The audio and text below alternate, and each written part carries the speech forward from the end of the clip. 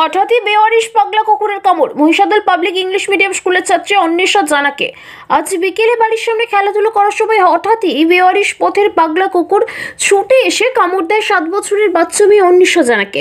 অন্বেষা জানা মহিষাদলের ঘাগড়া গ্রামের মামার বাড়িতে থেকে মহিষাদল পাবলিক স্কুলে পড়াশোনা করছে।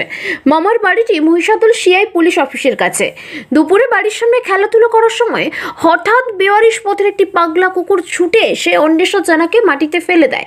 তারপর নাকসহ মুখের বেশ কিছুটা মাংস কেটে তুলে নেয়। কুকুরের কামড়ের হাত থেকে অন্বেষাকে উদ্ধার করতে গিয়ে সেই কুকুরের কামড়ে আক্রান্ত হন সৌরভ দাস, বয়স 35। ঘটনাস্থল থেকে দুজনকে উদ্ধার করে মহিষাদল বাসুলিয়া গ্রামীণ হাসপাতালে চিকিৎসার জন্য আনা হয়, কিন্তু অন্বেষা জানার অবস্থা খুবই খারাপ হওয়ায় তাকে তাম্রলিপ্ত মেডিকেল কলেজ অ্যান্ড হাসপাতালে নিয়ে আসা হয়।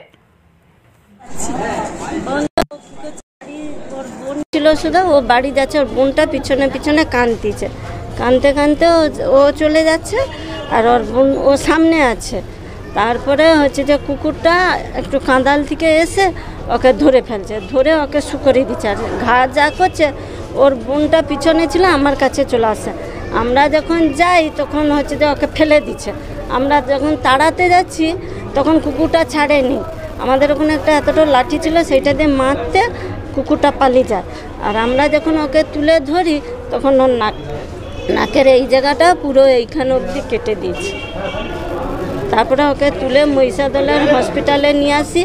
ওখানে ইঞ্জেকশন নাকে দিল, বললো নাকটা পরিষ্কার করে দাও সাবান দিয়ে পরিষ্কার করে রক্ত মুছে দিয়েতে ওরা হচ্ছে যে নাকে ইঞ্জেকশন দিয়ে একটা ওই কালো ওষুধ দিয়ে লাগিয়ে ওকে নিয়ে আসছে।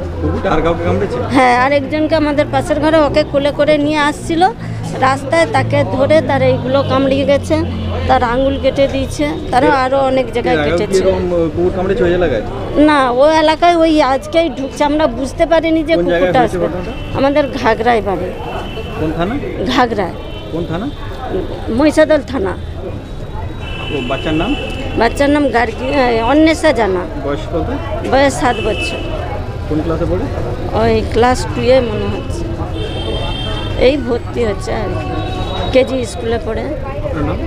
আমার নাম ঝর্ণা সামন্ত। আমার লাদনি হয়, মানে হচ্ছে যে আমার দেওরের মেয়ের ঘরের লাদনি, আমার কাছেই থাকে, বসেছিল।